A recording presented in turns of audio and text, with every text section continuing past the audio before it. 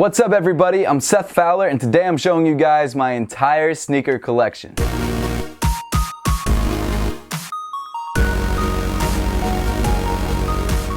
Thanks so much for tuning in today, guys. Make sure to give me a follow on Instagram and on Twitter at RealSethFowler if you haven't yet. Also, make sure to head on over to Twitch and give me a follow over there at Seth Fowler. Before we get into the collection, I want to give a huge thank you to Reshoevn8r for sponsoring this video. Reshoevn8r is my go-to for all my sneaker cleaning needs. They have everything from this water and stain repellent to the full sneaker laundry system, regular sneaker cleaners, brushes, pretty much anything you need. Another one of their products that I really love are these sneaker wipes, which I pretty much use for any kind of small scuffs or any kind of dirt that I get on my shoes when it's a brand new pair of shoes and I just want to get it away before it sets in. These have prevented a lot of sneaker disasters for me in the past, so again, I want to thank Reshoevn8r for creating this. It's awesome. If you guys want to check out Reshoevn8r, make sure to do that in the link in the description below. You can also use my discount code SETH to get 10% off your order. But with all of that out of the way, let's get into it. So as I mentioned, this is going to be my entire sneaker collection, and I spent the last probably half hour pulling out all my shoes from all these boxes, or at least one shoe from each box, because I felt like I didn't need doubles of everything. Because I mean, honestly, this room is tiny. It's like 7 by 9, and just having that many shoes on the floor is just too much. I've definitely realized that I have too many shoes and I need to get rid of a lot of them,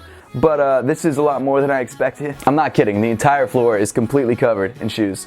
So it's gonna be a long video. So let's get right into it. I've been struggling with which shoes to start with, but I think basketball shoes are probably the way to go, so let's get started there. So the first shoe up is the Anta KT Lite. This shoe was gifted to me by Anta. It's a pretty decent basketball shoe, and I think right now it's like $60 or $70, so it's not a bad price. Materials aren't incredible, but again, it's a pretty inexpensive shoe. Overall, it's not an incredible basketball sneaker, but it isn't bad. Next up, we've got the Li-Ning Way of Wade 5 in this really cool like celebration silver and gold colorway. This is actually a surprisingly decent basketball performer. One thing I'm not a huge fan of is it does feel a little bit stiff in the midfoot, like there isn't really much flexibility there, but it doesn't feel bad overall. Also, this colorway is kind of sick. These next 3 shoes are from a company called Q4 Sports. It's actually a brand new basketball company, and I think the products that they're putting out are actually pretty decent. The first is the Q4 495, and even though I'm not a huge fan of this colorway, it does seem to be getting some traction in the NBA. I've seen 1 or 2 players wearing this shoe. I don't remember exactly who they are, but they're wearing it, and it's in 2K18, so that's pretty cool. The next Q4 shoe is the Specialist, which is actually a pretty nice mid-top sneaker. It's got a pretty heavily synthetic upper, but it is an extremely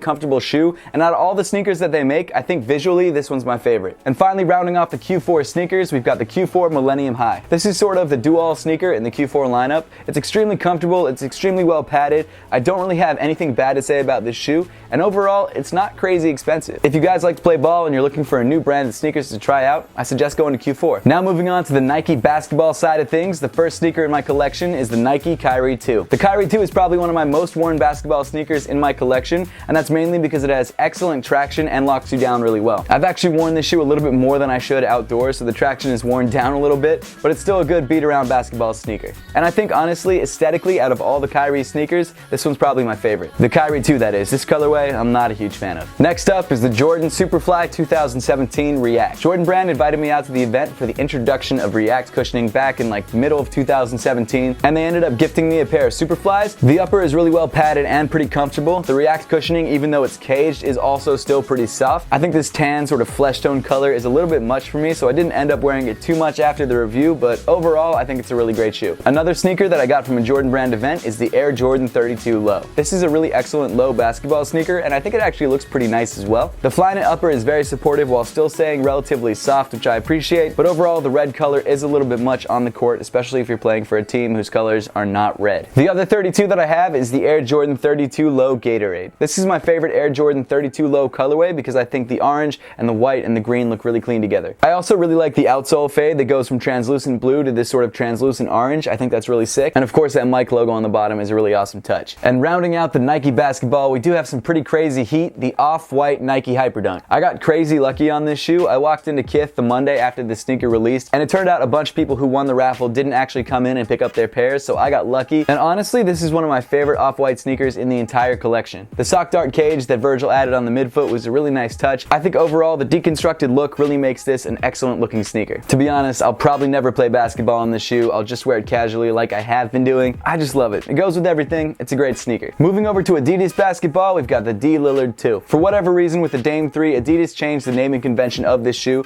So this was the D Lillard 2 and then the Dame 3 was just the Dame 3, not the D Lillard 3 or anything like that. But I think out of all the D Lillard or Dame shoes, this is probably my favorite because I really love the way it looks. The traction was solid, the bounce cushioning felt pretty decent for what it was, the upper was extremely comfortable. I really had no complaints about this shoe, and it's a good outdoor basketball shoe, so this has pretty much become my go-to whenever I play outdoors. Next up, we have the crazy explosive Prime Knit High. This was my first Boost basketball sneaker, and I've never been able to play in this as much as I wanted to because it is such a great basketball shoe. When I finally ended up buying a pair, it was a little bit on the end of the crazy explosive train, so I kind of missed out on all the reviews, and by the time I actually got a chance to play in it, I was already reviewing other shoes, so I've only played in this shoe maybe 5 or 6 times. The boost cushioning really is incredible, and the fact that it's caged on the lateral side and left open on the medial side means you're not going to feel unstable at all, but you're still going to get a lot of that really nice boost cushion. I mean, if you guys have been watching sneaker YouTube at all, you know the Crazy Explosive is one of the best when it comes to basketball shoes. Continuing the Crazy Explosive trend, we got the Crazy Explosive Low in the triple white colorway. This is my favorite Crazy Explosive shoe ever to release, and that's because I love low top sneakers, and the Prime Knit version of the shoe is one of the best low tops I've ever worn. This is a shoe that I primarily wear indoors because I don't want to ruin it and I want to let it last as long as I possibly can. And finally, the last Crazy Explosive in my collection, the Crazy Explosive 2017. Another really great basketball sneaker with a couple minor improvements over last year's Crazy Explosive. So even though it's still a great shoe, if you have the original Crazy Explosives and they're still intact, you probably don't need this pair. I guess they're sort of calling this a basketball sneaker, which it really shouldn't be called that, but they sort of are calling it that. So I'll put it in the Adidas basketball category anyway. It's the Adidas Crazy Boost You Wear Level 1. This shoe definitely lives up to its name because the Boost is 100% crazy. There's so much of it, and because it's in these sort of pods, it definitely feels very different than what you're used to in your Ultra Boost, NMDs, or really any other sneaker. The look is also very different. It almost looks like it's a Y3 shoe, which I kind of dig. And even though the upper isn't made with incredible materials, the Boost really makes this entire shoe really comfortable. So moving on, we've got some more sneakers. These are going to be more of the lifestyle sneakers, like everything from Converses to Vans to a couple different Adidas and Nike models, but let's get into it. First up, we've got one of my most worn sneakers of last year, a shoe that honestly, even though no one really knows what it is one of my favorites because it's so comfortable. It's the Nike Fury. This is a basic Nike running shoe that I got on sale in Kansas for like 60 bucks. And like I said, this is one of my go-tos. It's just a really comfortable, really simple, really basic shoe, and it's been great for me. Of course, I've had Roshis, and one of the Roshis that are still in my collection is the Beethoven Flyknit. I really like the silver and black look. It kind of has this honeycomb texture a little bit, which is a little weird to me, but not too bad. Still very comfy, but honestly, I probably haven't worn this in like a year and a half, 2 years. So this might be a shoe that I need to let go. Moving on to the next Roshi, I actually used to do a lot of custom sneakers. If you guys didn't know, my channel used to be called Fowler Customs, and one of my most popular customs was the BC3 Roshis.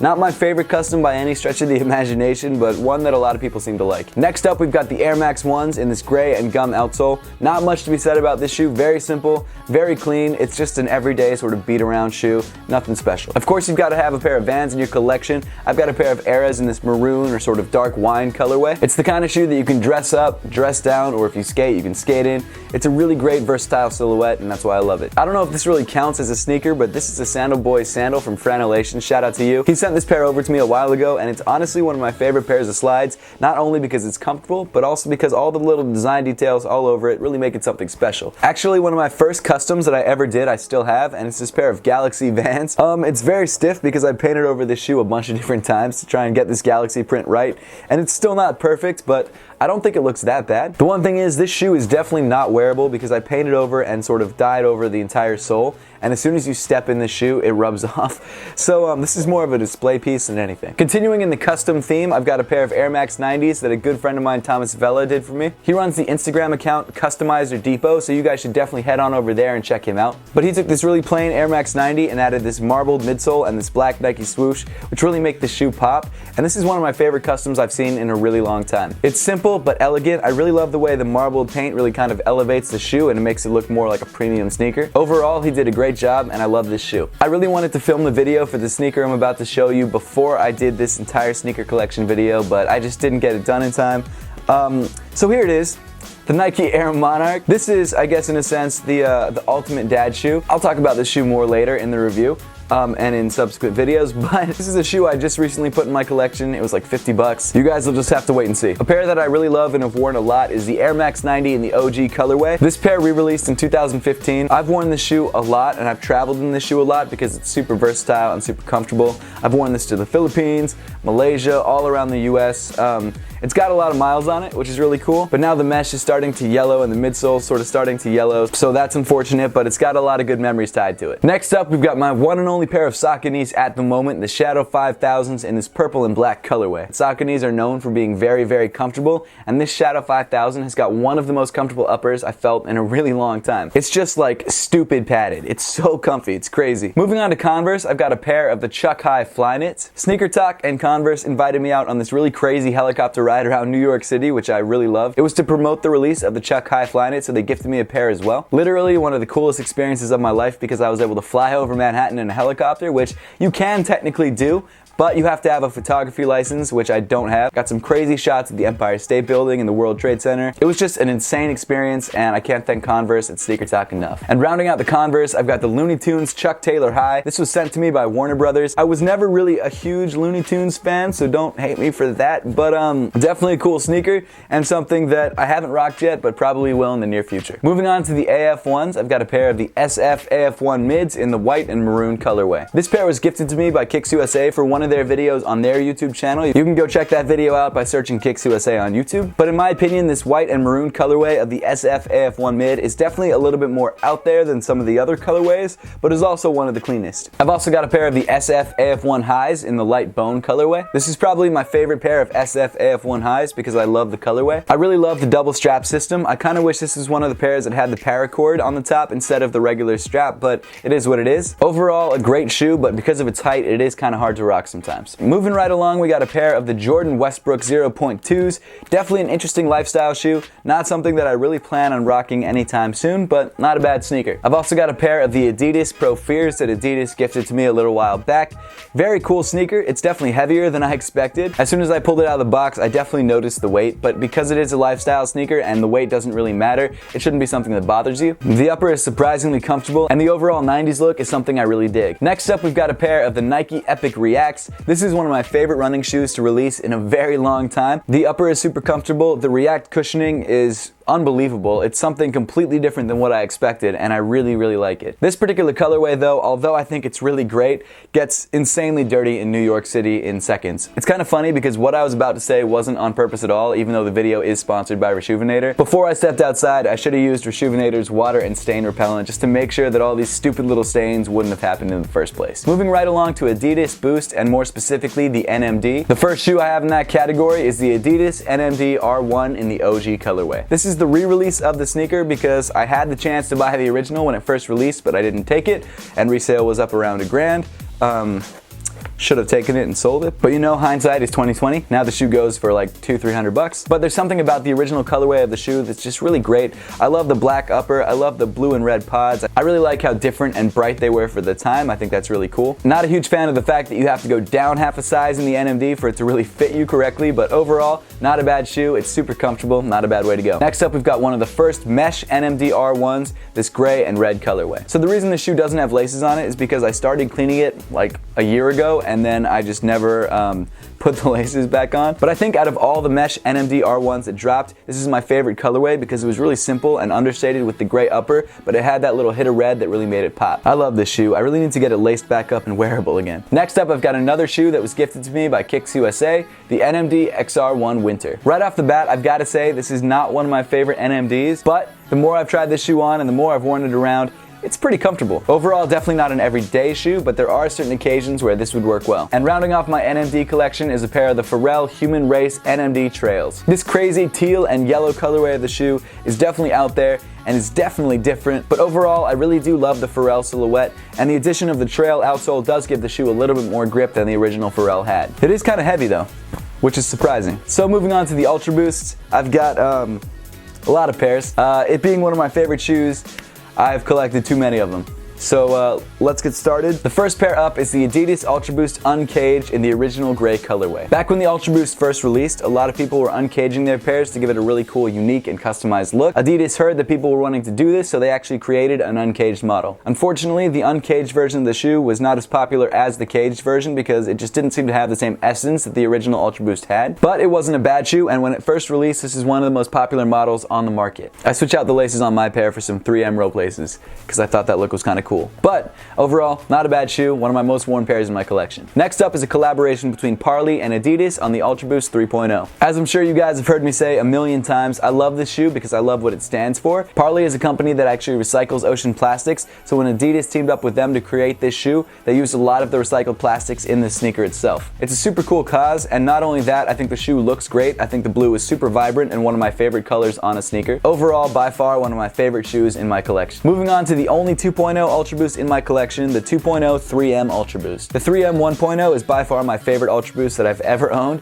so I really wanted the 2.0 version of the shoe. Unfortunately, I don't love the pattern of the 2.0, so I think the shoe is kind of a little bit overdone, but it still ended up being one of my most worn shoes because I'd wear this to the gym, I'd wear this to work, pretty much anywhere because this shoe is just such a comfortable sneaker overall. Continuing on the 3M trend, I've got a pair of the 3M Ultra Boost 4.0s. Also known as the 5th anniversary Ultra Boost, this shoe was made for the 5th anniversary of Boost being used on a sneaker. This shoe has a lot of cool design details. There's a throwback to the original Energy Boost, which this shoe was based on. But my favorite detail on the sneaker is the 3M woven throughout the entire upper, which really makes the shoe pop when you hit it with the right light. I don't know why. 3M is like one of my favorite things on a sneaker, and this particular one just knocks it out of the park. Rounding off my 3M Ultra Boost, we've got my favorite Ultra Boost of all time, the 3M 1.0. This is the first pair of Ultra Boosts I ever owned, and I just love this shoe. Like the 2.0s, you can tell that I've worn this one to the ground. The 1.0 knit pattern is my favorite by far. This is the first shoe that I ever experienced Boost in, which was a revelation, I've got to say. Overall, it just doesn't get much better than the 3M 1.0. One of my more recent pickups was the Chinese New Year 4.0. Although this shoe wasn't as popular as previous CNY years, it's still a very nice looking shoe. The 4.0, in my opinion, is the most comfortable of all the Ultra Boosts, and that's because they really refined the prime knit upper. The only thing I'm not in love with on this shoe is this orange outsole. I kind of wish they had gone with the black or maybe the same tone of red that they're using on the upper, but overall, it's still a dope sneaker. Another one of my most worn Ultra Boosts is the Ultra Boost 3.0 in the burgundy colorway. The 3.0 definitely has some of the softest prime knit that you can find, so it's definitely a more airy sneaker than some of the other Ultra Boosts. I love burgundy, so this colorway is awesome for me. Some people in the review did say that it kind of looks like a raw meat Ultra Boost, which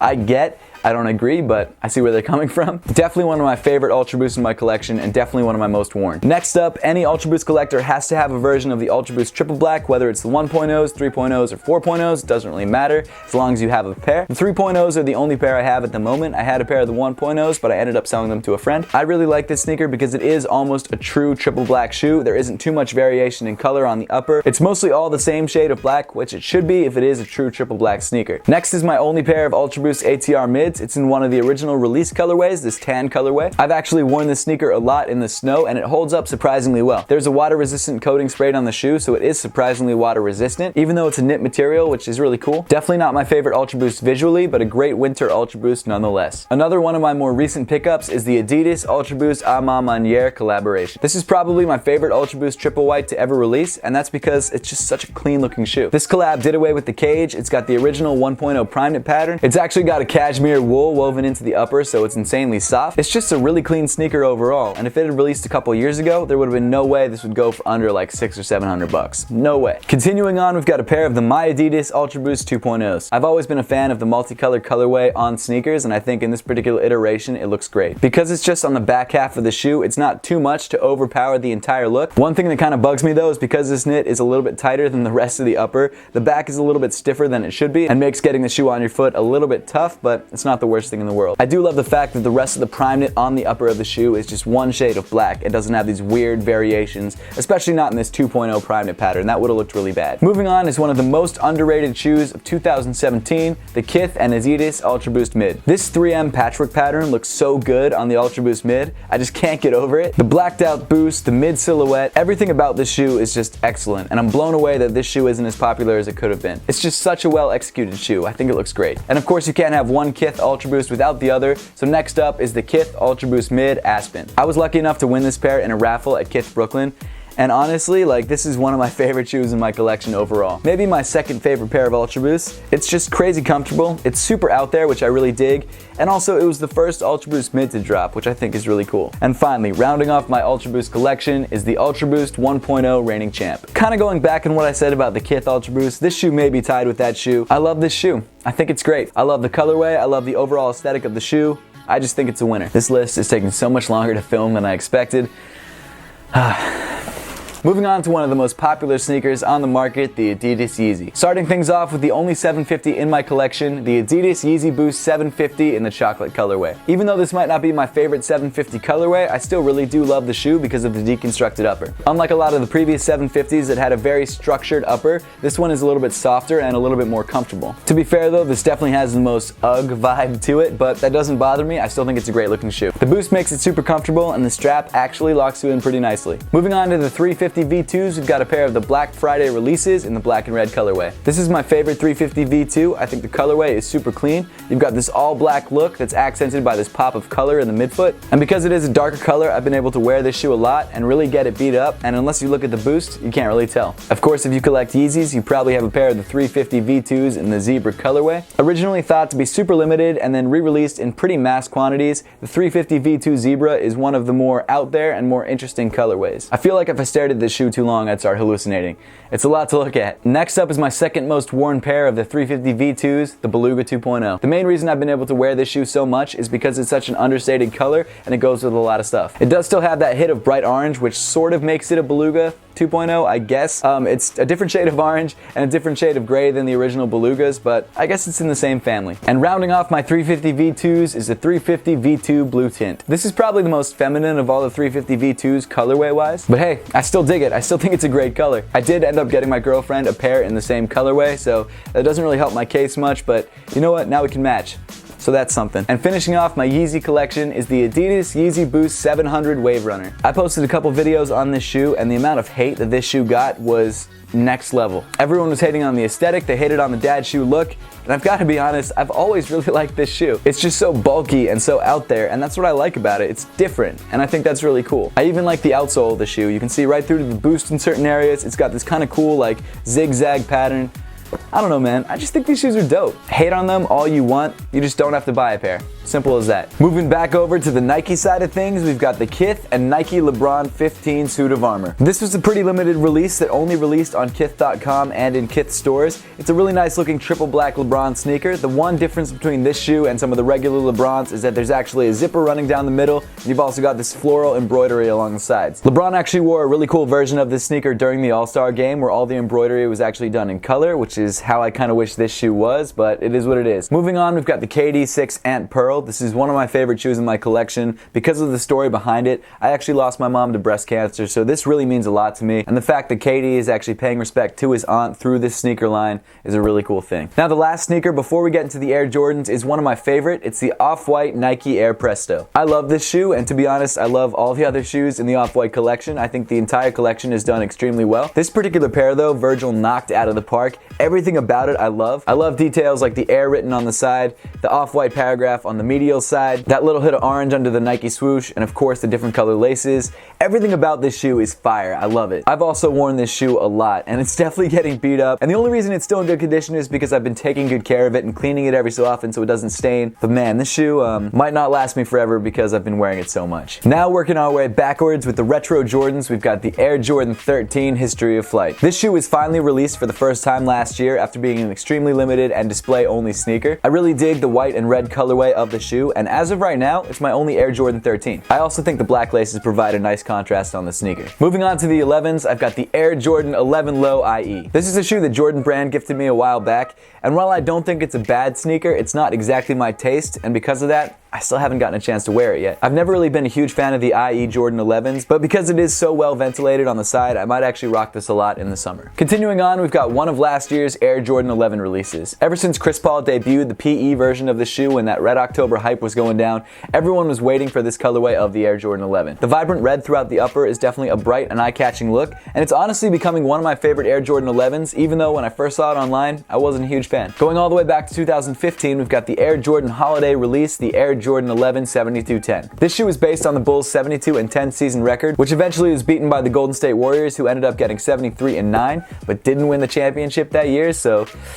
But I really love this Air Jordan 11 because of the tumbled leather that they used on the upper. I also dig the metallic red Jumpman. I think that's a really nice touch. The one thing I'm not a huge fan of is the sparkles in the patent leather. I think that's a little bit too much for me, but overall it's not a big deal and you don't really see it unless you hit the shoe with the right light. And finally, rounding off the Air Jordan 11s with my favorite colorway, the Air Jordan 11 Low Bread. I definitely prefer the high top version of this shoe, but the low top version was definitely a great consolation prize for me. You can't really get any better than this classic black and red colorway, especially not on an Air Jordan 11. This is about as good as it gets.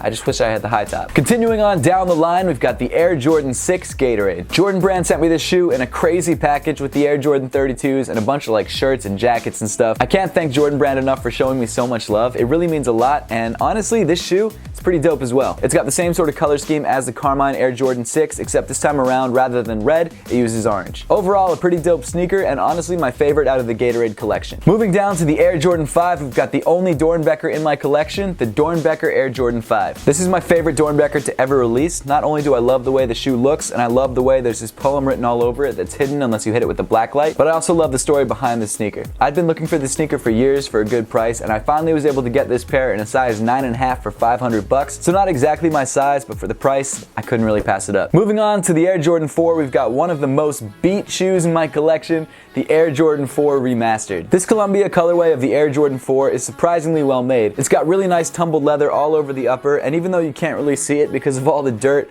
and beer and just everything that's just on top of this shoe, it is a really plush looking upper. I love the fact that they replaced the plastic netting for this perforated leather. I think it looks a lot more premium, and overall this colorway is just really clean. I mean, I guess that's kind of ironic because it's not really clean, but you know, still a nice shoe. Next up, we've got the Air Jordan 4 Reverse Motorsport. Even though this colorway wasn't hyped whatsoever, this black, gray, and blue colorway of the Air Jordan 4 is one of the easiest to wear. I mean, this shoe is primarily black, so you can pretty much get away with wearing this shoe with pretty much anything. Of course, you can't have an Air Jordan collection without the Air Jordan 4 White Cement. I think overall the White Cement colorway is my favorite colorway of the Air Jordan 4. This pair, of course, is the Nike Air branded pair that just recently re-released. The gray accents with the black speckling are just so classic. Honestly, I probably should have doubled up on this shoe, but I didn't, so it is what it is. Finally, rounding off the Air Jordan 4s with my most recent Air Jordan 4 pickup, the Air Jordan 4 Levi's Denim. This is a dope shoe. I love the way this shoe looks. The denim material on the upper gives this shoe such a unique look, but the reason I like this shoe so much are because of the crazy details found throughout. The Jordan patch on the tongue made out of materials that you find on your jeans, the Levi's tag on the lateral side of the right shoe, the embossed Jumpman on the heel.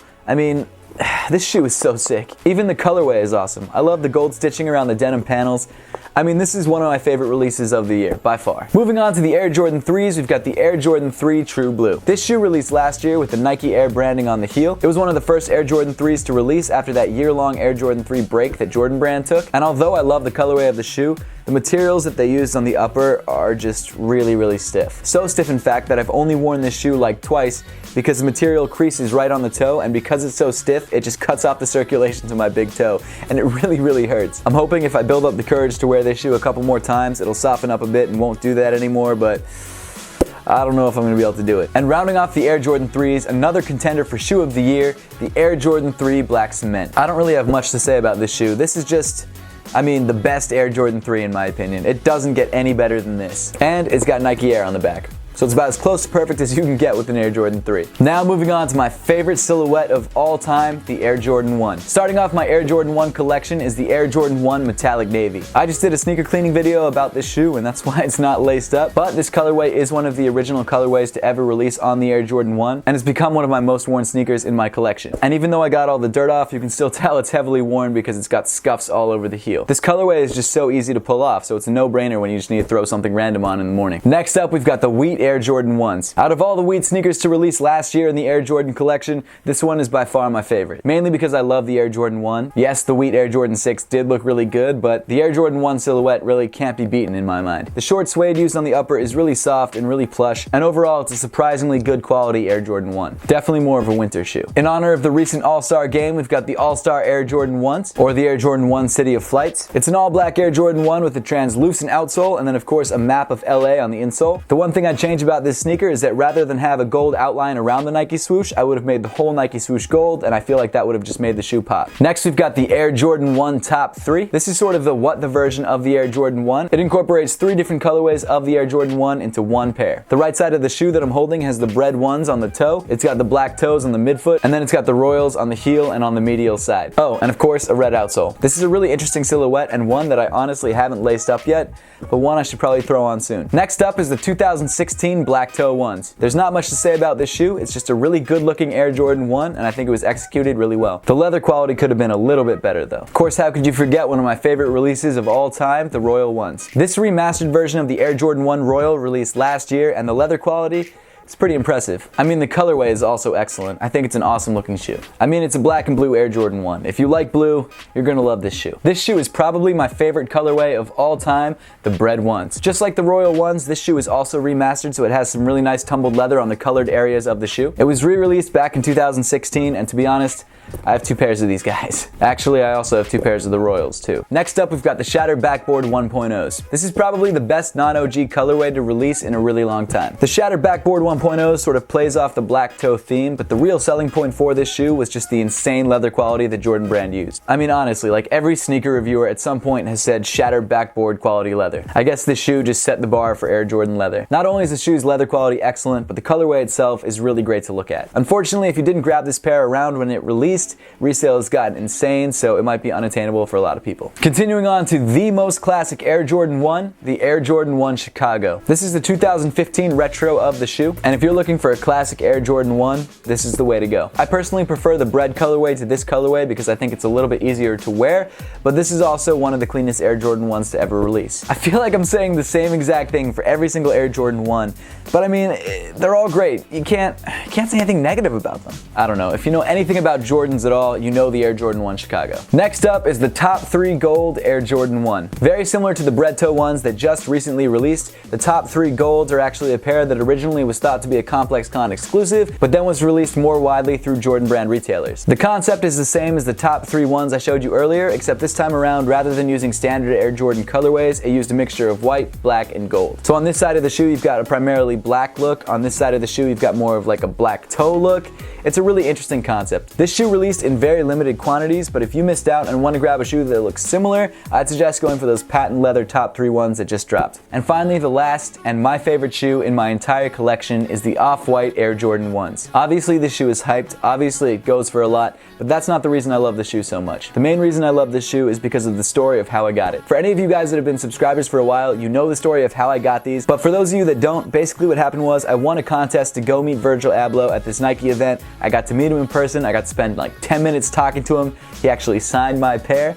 Air Fowler. That's pretty sick, right? I mean, meeting the designer behind a shoe is just one of the craziest things, and I'm just so grateful that I was able to have that opportunity. If you guys want to check out that vlog and see the whole experience, make sure to click the link at the top of the screen. I think that is every sneaker in my collection, and thank God, because this video took like 5 hours to make. Did I miss anything? Oh, I have like a couple pairs of Tims, but you guys don't need to see those. It's like the wheat pair and the black pair. It's nothing special. That pretty much wraps it up for the entire sneaker collection today, guys. For those of you that watched all the way through, I really appreciate it. Make sure to leave a comment in the comment section down below letting me know which shoe you like the best. Also, once again, huge shout out to Reshoevn8r for sponsoring this video. If you guys want to check them out, there's a link in the description below. And don't forget to use my coupon code Seth for 10% off your order. And as always, guys, thank you so much for watching. Please make sure to give this video a big thumbs up if you liked it. Subscribe to me, Seth Fowler, if you want to see more content just like this. And follow me in all other forms of social media. The links will be in the description below.